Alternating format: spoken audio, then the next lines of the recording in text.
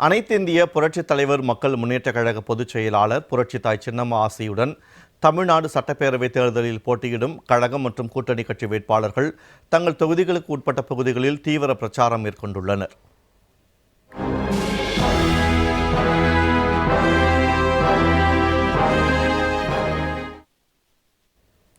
அனைத்திந்திய புரட்சித் தலைவர் மக்கள் முன்னேற்றக் கழகம் சார்பில் மதுரை மாவட்டம் திருப்பரங்குன்றம் சட்டமன்ற தொகுதியில் போட்டியிடும் கழக வேட்பாளர் தனபாண்டியன் பங்குனி உத்திரத்தை முன்னிட்டு திருப்பரங்குன்றம் அருள்மிகு சுப்பிரமணிய சுவாமி திருக்கோயிலில் தரிசனம் செய்தார். கழக வெற்றி வேட்பாளருக்கு மாலை மற்றும் சால்வைகளை அணிவித்து கழக நிர்வாகிகள் மற்றும் பொதுமக்கள் உற்சாக வரவேற்பு அளித்தனர்.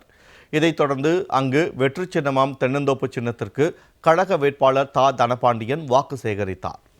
நாமக்கல் மாவட்டம் ராசிபுரம் அடுத்த சேந்தமங்கலம் தனி தொகுதியில் போட்டியிடும் கழக வேட்பாளர் ஜெகநாதனுக்கு பேளுக்குறிச்சி பகுதியில் கழக நிர்வாகிகள் பட்டாசுகளை வெடித்து சால்வை அணிவித்து வாழ்த்து தெரிவித்தனர். இதைத் தொடர்ந்து தேர்தல் பிரச்சாரம் மற்றும் களப்பணிகள் குறித்து நிர்வாகிகள் ஆலோசனை நடத்தினர்.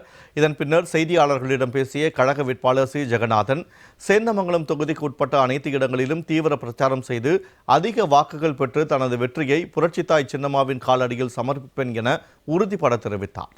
அனைத்திந்திய புரட்சித் தலைவர் மக்கள் முன்னேற்றக் கழக கூட்டணியில் தேனி மாவட்டம் போடிநாயக்கனூர் சட்டமன்ற தொகுதியில் போட்டியிடும் அனைத்து நாயுடு நாயக்கர் பேரவை நிறுவன தலைவர் பத்மநாபன் போடி காளியம்மன் கோவிலில் தரிசனம் செய்தார்.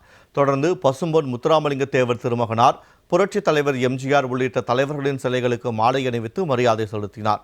தன்னை போடி சட்டமன்ற தொகுதி வேட்பாளராக அறிவித்த புரட்சித்தாய் சின்னம்மாவுக்கு நன்றி தெரிவித்த கூட்டணி வேட்பாளர் பத்மநாபன், துரோகிகளையும் எதிரிகளையும் வீழ்த்தி அம்மாவின் நல்லாட்சி மலர பாடுபடுவோம் என்றும் வெற்றிக்கனியை புரட்சித்தாய் சின்னம்மாவுக்கு காணிக்கையாக அளிப்போம் என்றும் உறுதிபட தெரிவித்தார்.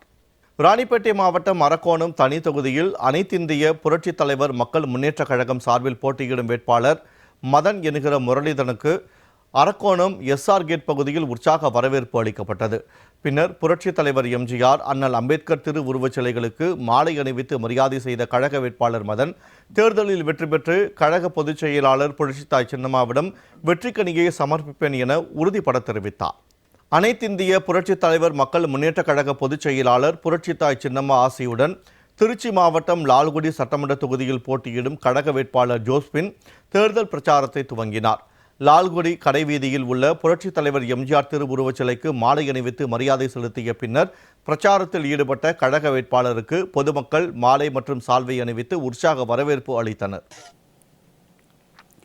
அரியலூர் சட்டமன்ற தொகுதி கழக வேட்பாளர் ராஜ்குமாருக்கு களங்குறிச்சி சாலையில் கழக நிர்வாகிகள், தொண்டர்கள் சால்வை அணிவித்து உற்சாக முழக்கமிட்டு வரவேற்றனர்.